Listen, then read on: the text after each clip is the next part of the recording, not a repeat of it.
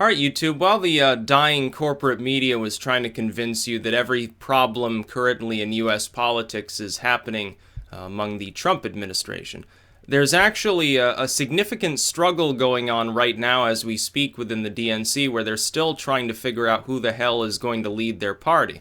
They took a huge hit during the election. They had a full-on mental breakdown as a party, the Democrats, that is. They didn't want to talk about it, though, and so they gave some money to their corporate media buddies to spend a few months talking about how Trump was everything wrong with the organization, didn't know what he was doing. And that way they don't have to talk really about what's actually happening within the DNC. Of course, they went through 3 different fucking individuals during the end stages of the campaign, in the Hillary Clinton campaign, as far as their leaders went. They had Debbie Wasserman Schultz, and then they had some other wackadoodle there for a day or two, and then she was outed in an email scandal too, so she left. And then you got Donna Brazile, who spent the last month of the campaign not even talking about leaks, not even talking about their problems as a party, basically devolving into religious styles of speech at times, which was great fun to watch. It was very entertaining when the media would talk about what was happening there at all.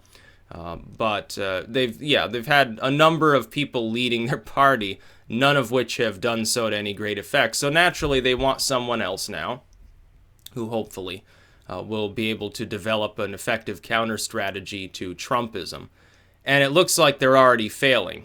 This might actually bode better for them in 2020 than certainly the midterms. If they continue in the disorganized fashion that they're currently in, it almost looks schismatic in nature. They're going to get hammered again during the midterms. Trump gets to run roughshod over everyone, and then if he does a poor job because he, gets too big a head on him or something like that, then maybe they stand a fighting chance, although I wouldn't be particularly optimistic. People were posting today about some random historian saying, "Oh, I'd be surprised if Trump lasts the first 190 days. Well, I'll take that bet. I think you're wrong. I think he'll probably be a second termer if he runs again. You may not see it now, but then again, for the year that they were campaigning, nobody else saw the fact that Trump was going to win. So I'm not going to take any of these other people too seriously, I suppose, when they make these whack job predictions. But what's happening in the DNC is there are 2 fighting poles of power within the Democratic movement, and it roughly shadows what we saw during the election. There's the progressive movement, which is generally, it's led by Bernie Sanders, and his standard bearer, Keith Ellison, versus Tom Perez and some of these other individuals that represent the Clintonian Democrats, the corporate Democrats. The problem for them is that no matter which person they choose, they might be fucked. If they continue on as a Clintonian party, it's clear that strategy no longer works. Those platforms are no longer popular. They will further disenfranchise themselves from any younger voters within the country. They might be fucking themselves, at least as far as the midterms, probably into 2020. If they choose the progressive side, they're going to end up with people that will alienate the older Democratic voters. The problem with the Democratic Party is that the groups that they've amalgamated together are almost opposed groups that simply cloistered under the banner of "we happen not to like the Republicans." So the moment that Trump started targeting sort of the blue-collar Rust Belt Democrats, many times the older demographic, the Union Democrats, as soon as he started undercutting their supremacy with that group, and indeed by a few points with most minority groups as well, which they can't even wrap their heads around, they're forced to react. But neither of the sort of poles of power that exist within the Democratic Party are capable of capturing that group again while retaining both of these other 2 major groups that they have a hold of. So within the Democrats, you have the actual left, the Sandersites, the welfare kids, essentially, the social justice warriors on one end. Then you have the corporate, the neocon Democrats. They're basically, the other side of the Bush family. They have all the money. They have the business interests and the propaganda. And then in the middle, you have this smaller group, which is what Trump largely stole, which is, the working class white Democrats, which are a dying breed, but bolstered his support in the Rust Belt. The problem is they can't really effectively target all 3 of these groups at once with either of the platforms that are being offered up. because those older, the Union Democrats certainly, and to a lesser extent perhaps the corporate Democrats, might flee if the Sanders people get in charge with Keith Ellison, who happens to be, he's a Muslim. They celebrate this fact, act like it's some great thing that he's religious. The Democratic Party appears to have found religion again. You see it all the time when they're posting online. Oh, Jesus would love the refugees. Oh, Muhammad was great and all this stuff. It's like, you know, a decade ago you were talking constantly about how religion was the biggest evil in the world. Now you've abandoned that because you want those white working class voters from the Rust Belt back or something like that. It's great to see you try to mollycoddle these people in their religiosity and pretend that you still have their best interest in mind. Then you have the Clintonian side, and if they maintain power, a lot of these younger Democrats, who aren't necessarily the most partisan groups, they're more driven by issues or ideology than they are party affiliation, might leave the party as well. They might go off and support perpetually the libertarian or green movements. It would be generational. It'd probably fuck the Democrats long term too. It'd be more than a short-term thing. In the short term, you'd have millions of Sandersistas sort of rambling about, oh, the corporations win again, abandon ye all hope who enter the Democratic Party. But the bigger effect would be a generation or so from now, when those people who are left, if they move to the right, they're no longer Democrats, potentially. If they stay left, they've probably gravitated away from it to a third-party body. The Democrats begin sliding down towards where the Libertarian Party is now, as third-party membership potentially rises. You could see a three-party America in which the Democrats are not one of those three parties if they do the wrong thing in choosing the head of the DNC, the platforms, who they choose to campaign for them next time around, who they hold up as sort of the standard bearers of the party for a potential 2020 run, most likely, in the midterms to come in 2 years. That's their problem. They're melting down as a party. I don't think that they'll stop existing. I think that for some time, at the very least, they're greatly weakened. They could weaken further, depending on the decisions that they make. They don't have sound leadership. They also don't have a great many names that have significant recognition. Their bigger problem in 2020 is that right now, if you look at the Democratic field as it could be, who are the people that you recognize? Sanders, who very likely in 4 years will no longer be in the land of the living. He's already very old. He'll be pushing 80 at that time. Will he even be physically capable of running? Who knows? Hillary Clinton, who has already lost twice. She's no longer a viable candidate. I don't care what Politico says.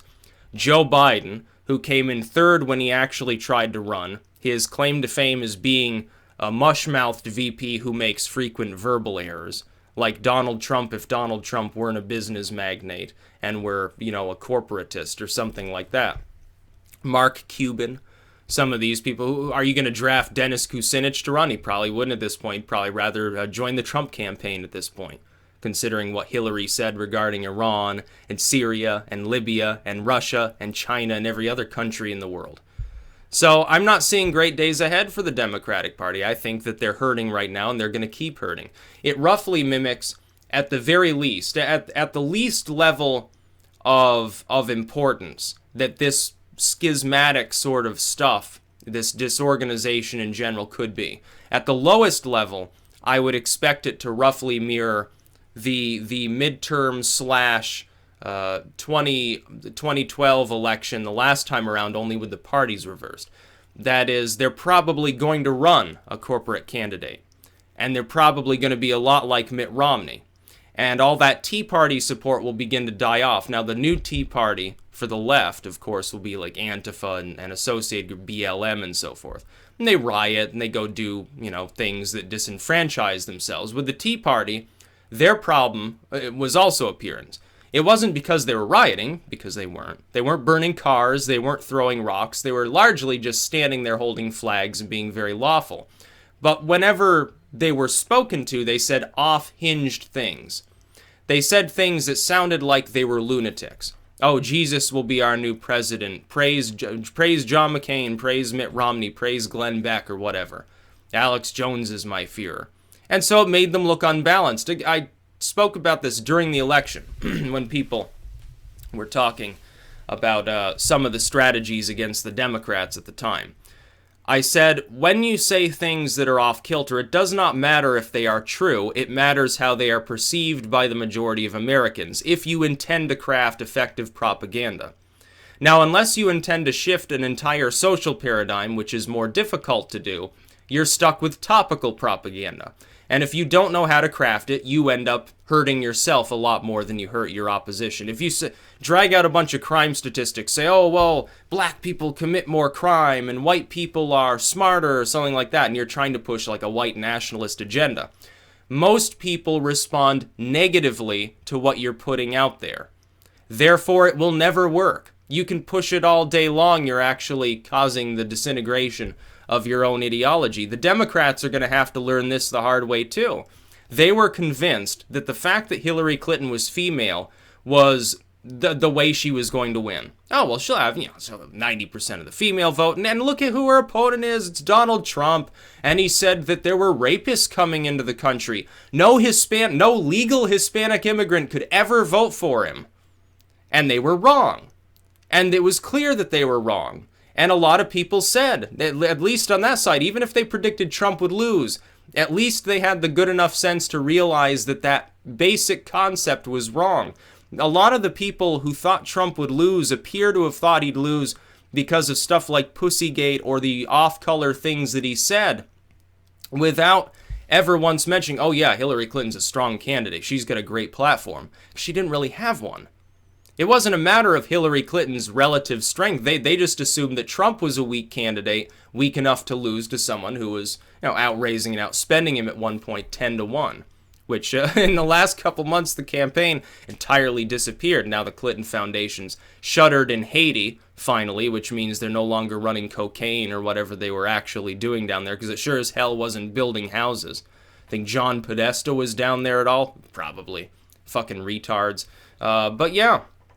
The DNC is hurting right now. Keith Ellison, zealous Muslim, religious Muslim, comes along, and they're trying to make him the next Sadiq Khan or something like that.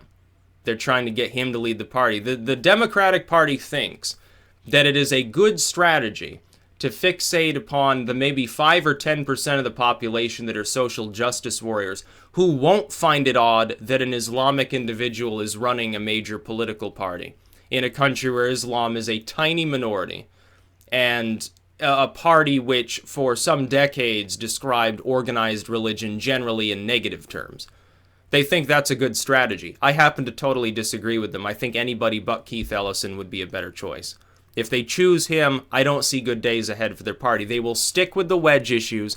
They'll even go beyond the corporate, the Hillary stuff with, oh, she has a vagina, vote for her. She stands for women's rights because she happens to have 2 X chromosomes and all that crap.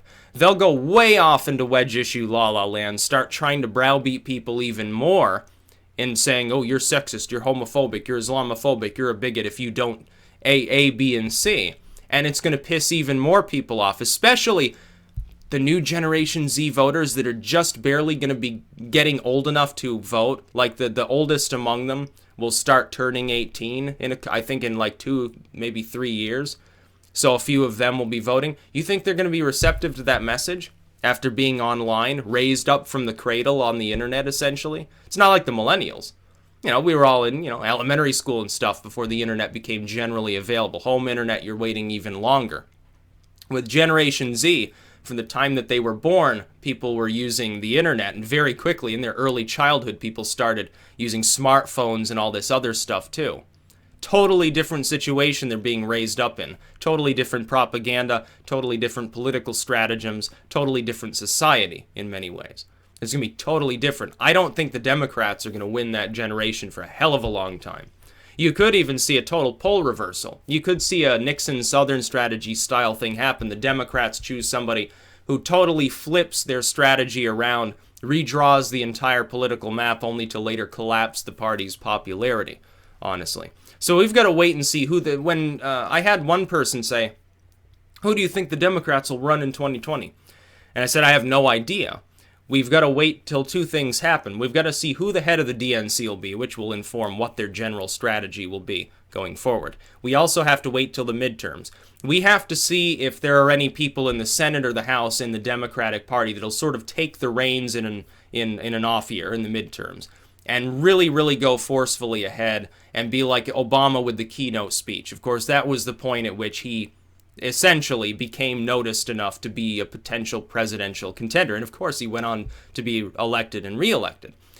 But we've got to wait until that point to see if there are any dark horse candidates that'll spring up. There probably will be.